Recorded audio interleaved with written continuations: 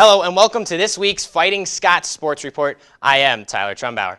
The wrestling team battled with George Mason University on Saturday in Fairfax, Virginia.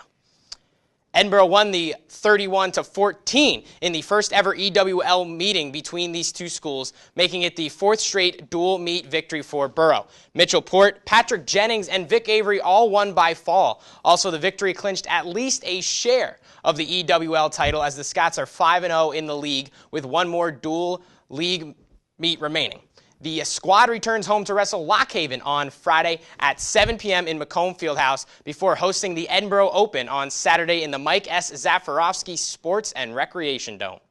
The women's basketball team is nearing a PSAC tournament berth and got one step closer against Seton Hill on Wednesday. Let's get right into the action here. Anya Freeland gets this jumper to fall. 1 minute into the contest makes it 2-2. The Scots were hot from three as Lauren Hippo connected there to make it 10-7. Freeland finishes strong here, gets the hoop and the harm. She finished with 20 points. Hippo with a nice jumper here from Majeski makes it 37-25 late in the first half. But the Griffins did climb back into it a little bit later, and as they drained that shot to make it 80-70 late in the second half. The Scots went on to win 86-73. The Scots fell to Cal on Saturday, 75-48, to move to 14-6 overall and 11-5 in the PSAC. The ladies host Gannon on Wednesday night at 5:30 p.m., which is the Make-A-Wish Awareness Night at Macomb Fieldhouse before visiting Mercyhurst Saturday afternoon. The Gannon tilt can be seen live on ETV and online at edinboro.tv. The ladies have been a staple of the PSAC tournament in recent years, but they may not be the only Boro Hoops squad participating in the conference postseason action this season. In year two under head coach Pat Cleary, the Scots are in great position to earn one of the 6 playoff spots in the West.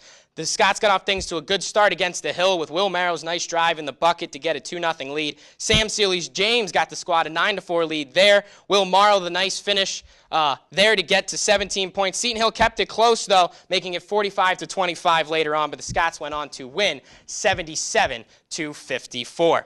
The squad beat the Cal Vulcans on Saturday evening by a final score of 68-59 to increase its win streak to 4 straight games on this season, bringing them back from the basement of the Western Division and to improve to 11-9 overall and 8-8 in the PSAC. The Scots face Gannon at 7:30 on Wednesday and battle the Mercyhurst Lakers on Saturday at 3 p.m. The Gannon game can be seen live on ETV or online at edinboro.tv.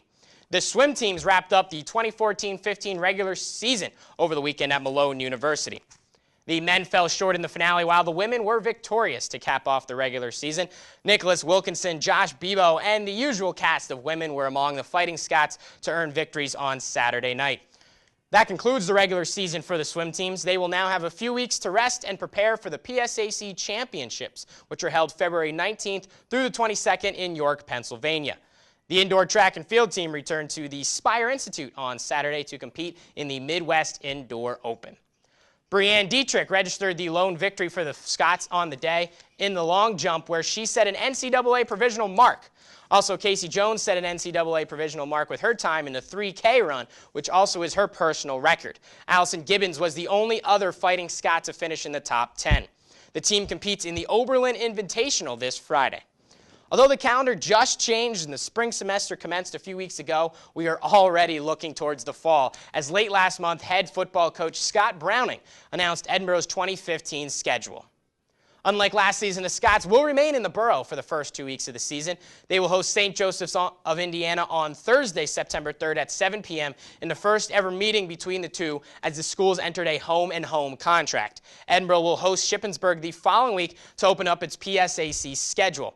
Edinboro will host Clarion on October 10th for homecoming and also host Slippery Rock, the defending PSAC champion, at Sox Harrison Stadium on Halloween. That's all for this week. Be sure to follow us on Twitter at ETV Sports to stay up to date on all the latest Boro athletic happenings.